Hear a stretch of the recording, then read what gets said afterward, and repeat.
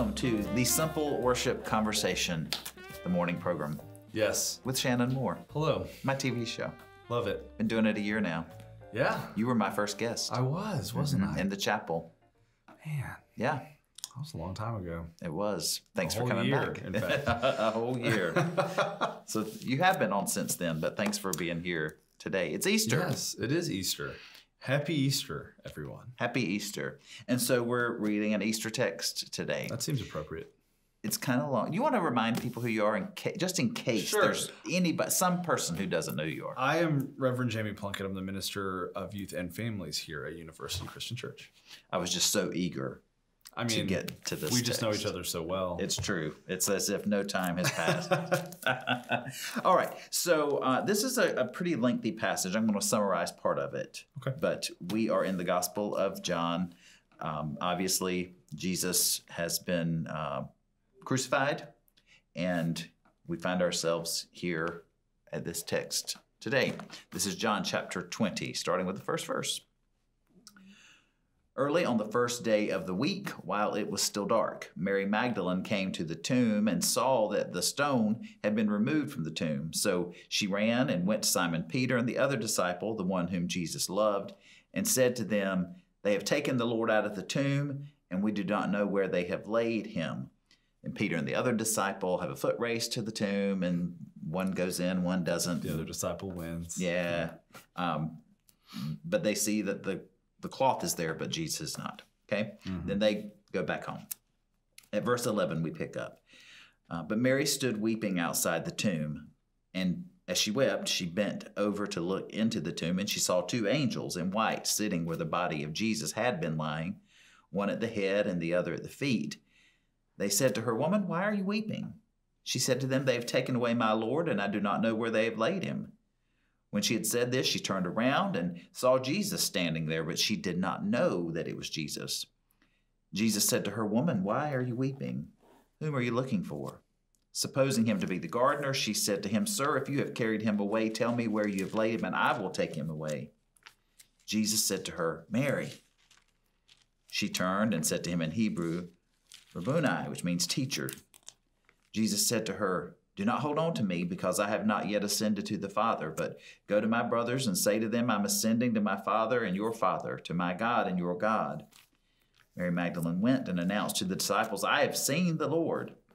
And she told them that he had said these things to her. So we have these conversations following our simple worship service, which happens in the chapel on Sunday mornings. Short service, 20 minutes. So in keeping with that mindset, we chat for 10 minutes. Yes. I'll set a timer. Perfect. I've started it. What you got? There are a couple different things here that I really appreciate about John's text. Not obviously. I'm coming from a headspace where I've just been in the Gospel of Mark with Renee for All Church Sunday School since January. A long time, yeah. And we finished up today as well with that resurrection story. A little different. And they are so vastly different from one another. It's the comment I made on All Church Sunday School was, mostly the Gospels kind of stay relatively in step with each other. John's obviously a little bit different, but mostly they kind of keep in the same rhythm of who Jesus is and what Jesus is up to. And then it gets to the resurrection story, and all four Gospels say, this is our opportunity to be super creative in how we tell this story and the perspectives that we use. And so looking at this, having really gone in depth on the Gospel of Mark's resurrection story that stops with women running from the tomb and not telling anyone what they've seen. Terrified. And running away, to Mary, who cannot help but stay at the tomb, even after others have come and inspected it and kind of done their stuff and gone home again. There she stays, faithfully brokenhearted, and has this beautiful encounter. And it's also a little bit fulfilling of what happens earlier in the Gospel of John in chapter 16.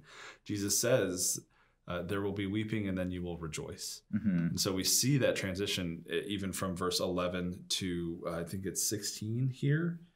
Mary stood weeping outside the tomb in verse 11, and by verse 16, she's speaking to him in Hebrew, and she's shifted there.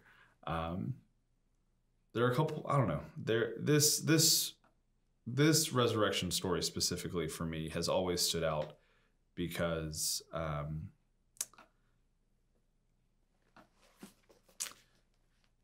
just. Shannon, I'm at a loss for words today. It's all right. The resurrection can do that to you. Yeah, it really can. I have to admit, there are parts of this that annoy me. Mm-hmm. And obviously, I recapped the section that annoys me. You? Yes. That foot race just gets on my nerves. I wonder who the other disciple was. Well, the one he loved has got to be... Probably, I don't know, the one with John. Yeah. Mm-hmm. But... I think the thing that, aside from the foot race and who got there first and all that, I mean, they look in. Mary's distraught. She's told them he's gone. And they look in and they see the cloths lying there. And then it says that one of them saw and believed. But then it says they didn't understand the scripture that he must rise from the dead. Mm-hmm. And then they return to their homes. Yeah. It's like, what are you going to do? That's kind of what I get from it. Yeah. And I'm a little concerned that they hear this from Mary, they go check it out for themselves, and then they leave Mary still there. Yeah. They don't check in on Mary. They don't. But I love what you said that, she was going to stay. She was not. It didn't seem like she was going to be anywhere else other than that space. And even when she saw who she thought was the gardener, she was just like, if you'll tell me where he is, I'll get him. Yeah. Myself. Mm-hmm. She's by herself. Yeah. She's going to lug a dead body to a place of safety. Yes. Where she can anoint or whatever, that she's gonna do. She's a believer. She's.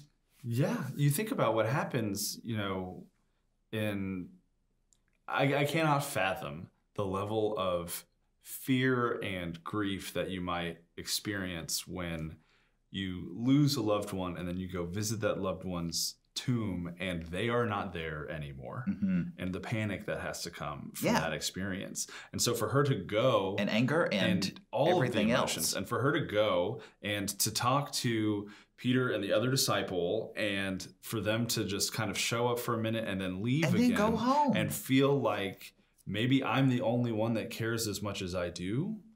I can't imagine the loneliness in that moment that Mary might have been feeling. And then the opportunity to even talk to someone who might have a clue as to where Jesus's body has gone, the desperation that you kind of even hear in those words. Yeah. If you have carried him away, tell me where you've laid him. And I will take him. Yeah. I'll take it from here. I can handle it. I love him, and I will do this. I love that when he says her name, she knows. That does it. Mm-hmm. Why do you think she can't touch him? It always puzzles me. That is a good question. Do you think he's in? Okay, and this is one of the crazy Shannon questions. Okay. So I'm warning you in advance. Thank you. So I know sometimes I throw people off with my crazy questions. Do you think he's in some sort of different substance or I don't know. It's sort of, he's in this in-between place. He says, I haven't ascended yet. I mean, he's risen from the dead. He hasn't ascended yet. We find out later that he can be touched. I was about to say, Thomas touches him later. I don't know. That is a good question. Or did she touch him? And he said, but don't hold on. Like, don't keep, you can't stay here. And I think it might be the latter of those two, not the physical touching, but you can't hold on to me in this state. Mm-hmm. I have more things that I need to do. There's a final thing that I need to, final place that I'm going to go. And that is, that's the version of me that you need to hold on to. That's the version of me that's not quite here yet. I'm still, you didn't recognize me until I said your name, Mary. Mm-hmm. And I wonder, I think a lot of times we as Christians can do this thing where we kind of have our own picture of who Jesus is. and what Jesus is up to, and we hold on to that. And we never allow Jesus to transform into the next thing or the next thing or the next thing, whatever it is that Jesus is calling us into, whatever it is Jesus is asking of us. Or to go where he is sending us. Right. To you go. know, in Mark, the end of the instructions from the young man in the white robe are, tell everyone that Jesus is going to meet you in Galilee. Go to Galilee and Jesus will meet you there. And they obviously, the women run away in fear and don't tell anyone at the end of that version of the story, if that's where you choose to stop. But, you know, that gives us the challenge of saying we have to go to Galilee. It's almost an extension to the reader today to say, well, what's waiting for you in Galilee? What's waiting for you on this journey? And if we hold in one place, we're never going to experience that. Right. We have to be adaptable. We have to respond to the surprises. Yeah.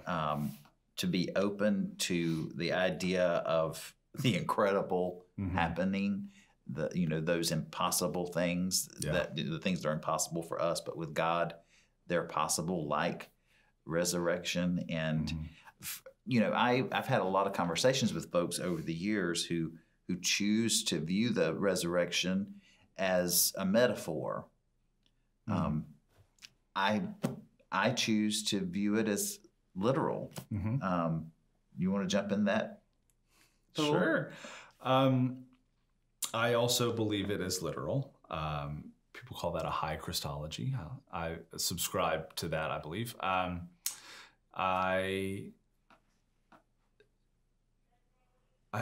also, a quote from my senior pastor growing up kind of always sticks in my head. You know, he stood up one Sunday and he stood into the pulpit, and I believe that it was an Easter Sunday, and he kind of looked out at the congregation and he said, if the bones of Jesus were discovered tomorrow, the first thing I would do is walk across the street. And he kind of gestured out across the street, across the highway from my church growing up was one of the biggest Jewish synagogues in town. And he said, if the bones of Jesus were discovered tomorrow, I would walk across the street and log my membership across the street. I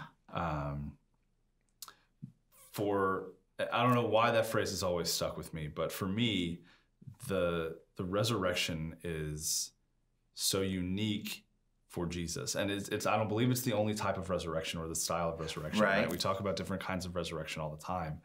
And there certainly is a metaphorical aspect to it too. Of course, it's layered. It's not one or the other, I don't believe. I'm